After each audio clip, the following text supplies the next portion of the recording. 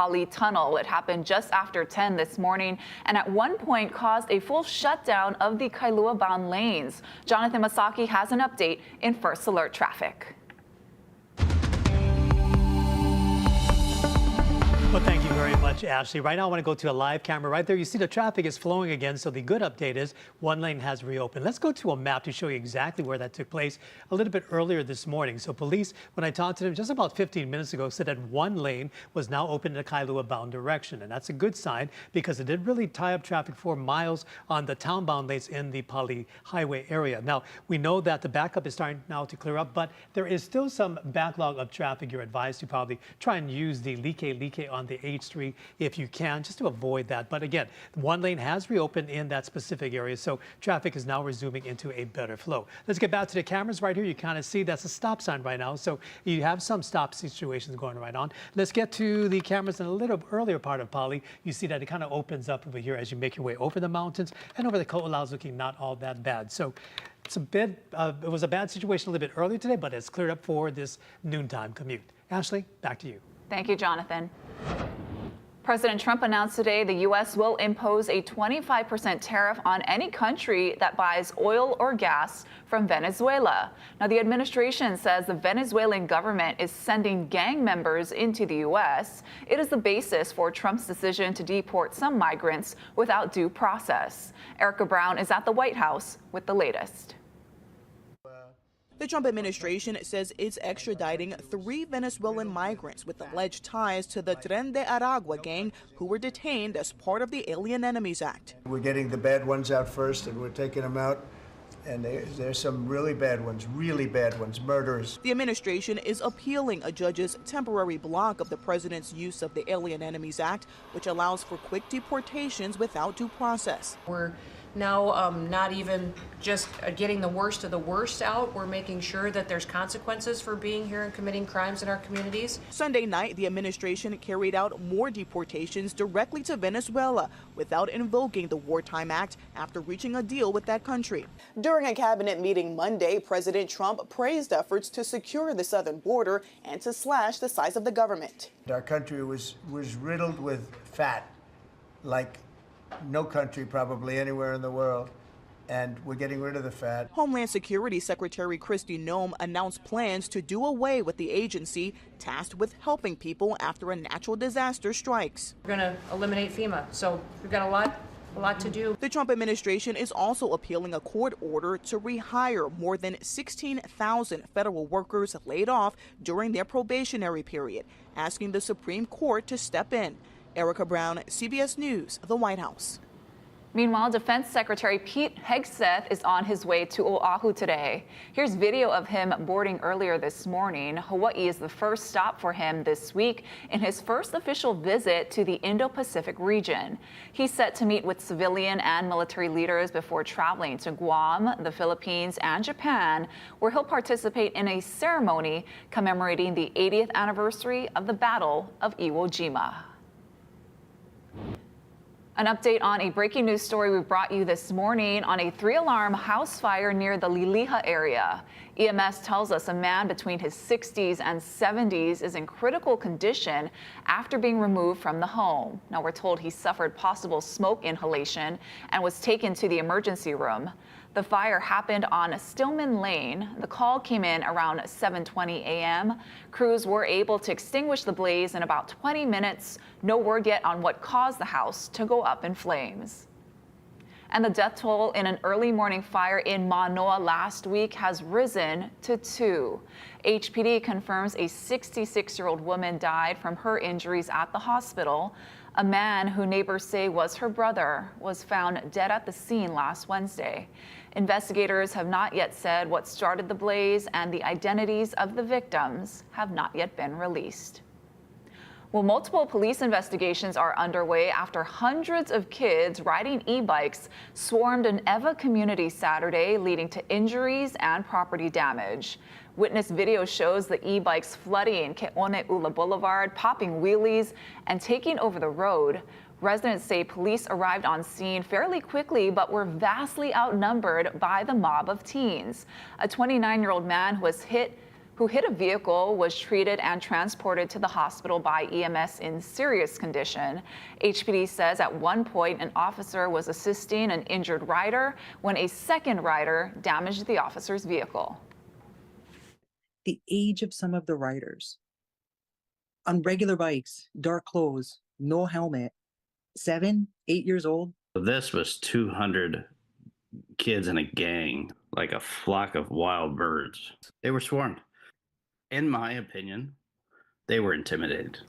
This incident comes after new e-bike laws were passed this year by the Honolulu City Council, requiring helmets for those under 18 and classifying wheelies as reckless driving. Well, the rising cost of staying in business is taking its toll, with a longtime Manoa music school having to leave the place it has called home for 13 years. Eddie Dowd has more.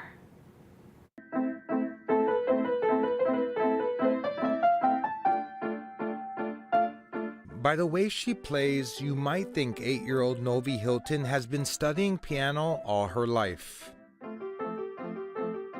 But actually, it's just 4 years at Carolyn Stanton's music school at Manoa Marketplace. You want the teacher and the school who really cares about the children, who don't do it as a job. You can see the passion and everything Carolyn does. But this week they got some upsetting news. On Friday, Carolyn says she found out she would have to pack up and be out by the end of the month. I've been crying a lot for the last month. I feel like I'm taking it personally.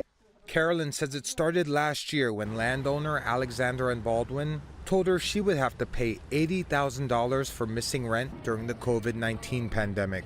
Carolyn says she was willing to work out a long-term deal to pay it off, but says the landlord immediately got their lawyers involved and would not communicate with her on how she could make up the money. We have no problem with paying back that money. It's just that we didn't know how we were going to pay it back. They never really kind of offered any plan or anything like that. Carolyn says when her 6-year lease was nearly at its end, they told her her rent would be doubled to $24,000 a month if she wanted to stay. She says she even got a lawyer to try and reach an agreement. We asked them to try to reduce everything or help us, negotiate. And he wasn't successful. H&N reached out to Alexander and Baldwin for comment and is waiting to hear back. Tina Yamaki with the Retail Merchants of Hawaii says substantial increases when long-term leases end are not unheard of. If you owed COVID back pay money, then that could be a factor into it too. They don't want it like a one-time balloon payment, but maybe going forward, you put that into the rent too. The cost of utilities and water and electricity, that all goes up too. But Carolyn feels her music has a huge economic impact at the marketplace, bringing in around 400 families a week to the area. What do they do while they're waiting? They go shopping. They all go out to eat at the restaurants here. While Carolyn tries to figure out just how she will move all her pianos and equipment from her beloved music school, she says she's most worried about her students and plans to do what teaching she can from her own home.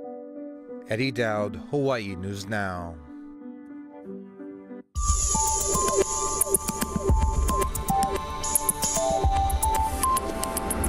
Well, happy Monday, everybody. We're going to take you up to Pipeline this morning. We've got large surf on north and west facing shores.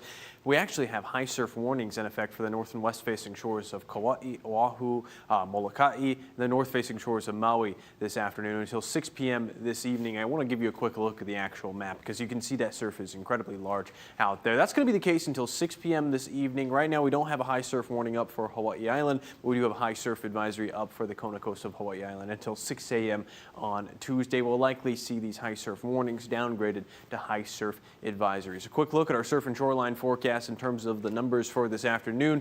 20 to 25 feet on north facing shores, west facing shores around 15 to 20, and some box jelly still out there in town. Coming up in my full forecast, I'll give you a further breakdown on this swell, and we'll take you into our island by island forecast. Thank you, Drew. Well, renovations at the Tom Moffett Waikiki Shell are now complete. Improvements include a full electrical service upgrade and modifications to the former orchestra pit, including premium seating and improved drainage. The $585,000 project started in October and required a 6-month closure. Live performances will restart this week with Kehlani's Crash World Tour on Wednesday. The 90s R&B group Boyz II Men will have a show at the Shell on April 26th. Well, 665 Native Hawaiian families received the promise of future housing from the Department of Hawaiian Homelands. DHHL awarded the project leases for 2 homesteads in Kapolei this weekend. The leases are for both Ka'ulu o Kaha'i and Kaupe'a. Beneficiaries on the wait list are now connected to specific locations or projects. The strategy is aimed at allowing Native Hawaiian beneficiaries the chance to transfer their lease to an approved successor who meets the 25% blood quantum criteria. When I was 18, my mom took me to apply to get on the Hawaiian Homestead list, and I've been on it for 32 years now. I'm excited, and I pray everybody that's here today gets to sign a lease. That's my prayer. Kapolei is the first of 3 project lease awards this year. The second will be in Hawaii, West Hawaii, and the third on Maui. Well, ahead on This Is Now, popular DNA testing company 23andMe files for bankruptcy. What's going to happen to all that genetic data? Plus, Pope Francis is discharged after being hospitalized for 5 weeks. How he's recovering at the Vatican when we come back.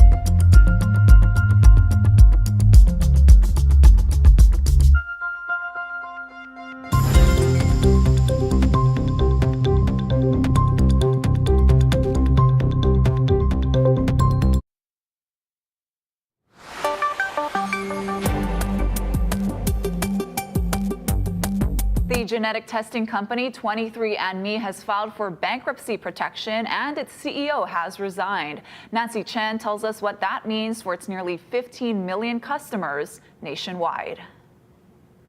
The DNA testing company 23andMe has been facing serious financial challenges for months now. Last fall, it announced major corporate restructuring, and that's when concerns of what could happen to users' data started surfacing. On Friday, the Attorney General of California, where 23andMe is headquartered, urged customers to request their information be purged. He says they should consider invoking their rights and directing the company to delete their data and destroy samples of their genetic material. He said if 23andMe were involved in a bankruptcy, merger, or sale, personal data may also be sold or transferred. 23andMe reports more than 15 million customers worldwide, so a lot of people impacted by this. The company, though, has seen a massive sell-off. Once worth $6 billion before the bankruptcy news, it had lost nearly 98% of its value. So here's what you need to do if you use 23andMe and want your data erased. Log into your account, go to Settings, scroll to 23andMe Data, click View, scroll to Delete Data, and click Permanently Delete Data. Then you will need to confirm when 23andMe sends you an email. That part's important.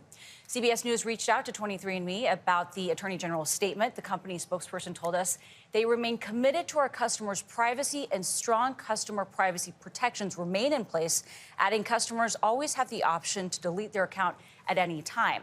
23andMe confirmed following those steps we just outlined will permanently delete your data and genetic samples will be destroyed, which has been a big concern.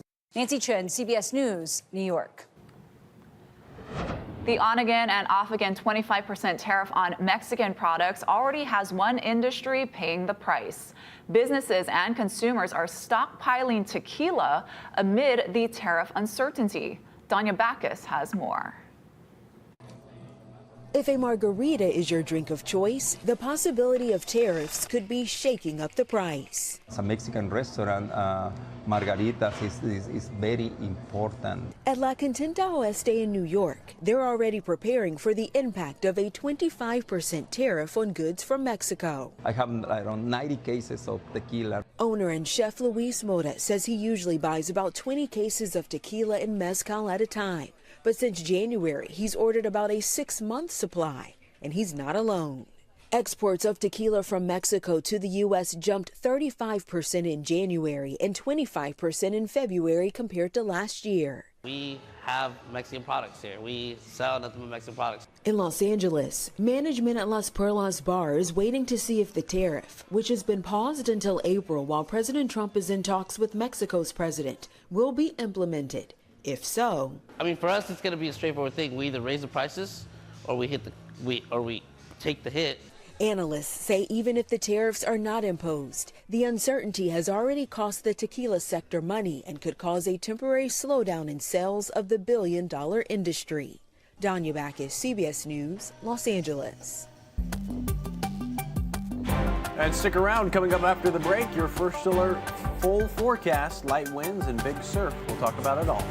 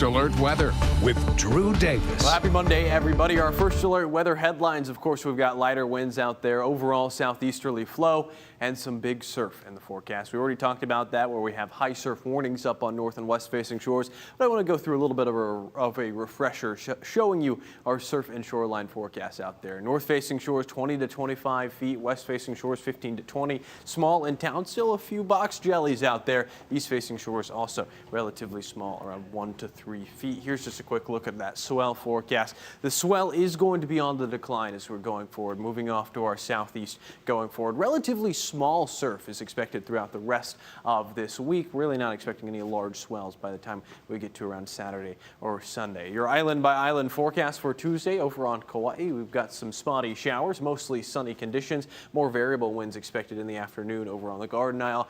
Mostly sunny here on Oahu, relatively warm, 84 in town, 82 in Kaneohe, 83 in Kapolei. Those are high temperatures. Easterlies between 5 to 15 miles per hour. Could see southeasterly flow at times, so you'll see a lot of humidity in the atmosphere. Sunny conditions expected over on Maui County. Variable winds between 5 to 15 miles per hour. Again, overall east/southeasterly flow. Over on the Kona side of Hawaii Island, widespread fog still in the forecast. Mostly sunny, a little bit hazy out there at times. 82 in Hilo, mostly sunny. Westerly winds will become more variable in the evenings.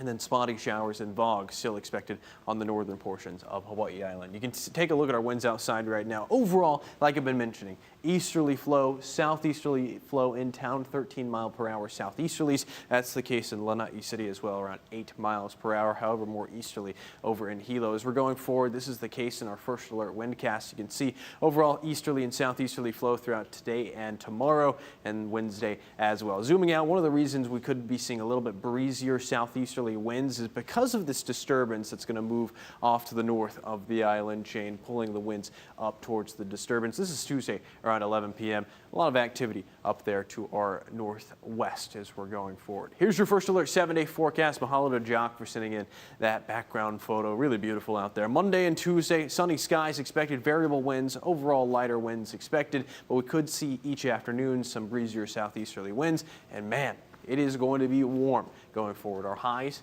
in the mid-80s. Thank you, Drew. Is resting at the Vatican for the first time since being hospitalized for double pneumonia more than a month ago.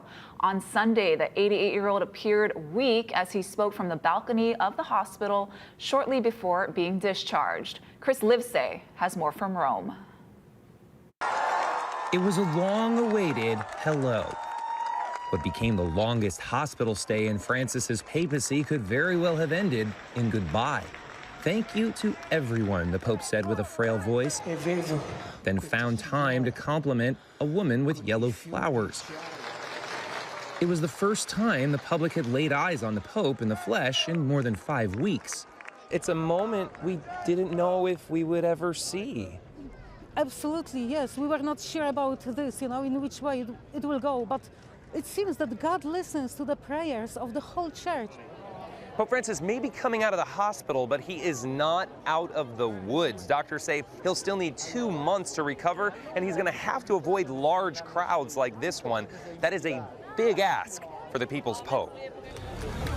Francis made his hard-won exit in a trademark low-key papal white Fiat, waving from the window. We could see nasal tubes for the oxygen therapy he continues to receive, a reminder of how serious his condition remains. For weeks, the faithful gathered every night in St. Peter's Square to pray the rosary. Now, both his voice and his body reflect the toll of double pneumonia, but his spirit, his doctors said, remains unscathed. Pope Francis's doctors also said he nearly died on 2 separate occasions in the hospital. Remember, we, just like everyone here, were preparing for a possible papal funeral. But today, Pope Francis is stable and he is finally back home. Chris Livesay, CBS News, Rome. Still to come, a British tech company wants to start growing diamonds in space, but the gems won't be used for jewelry. We'll explain in 2 minutes.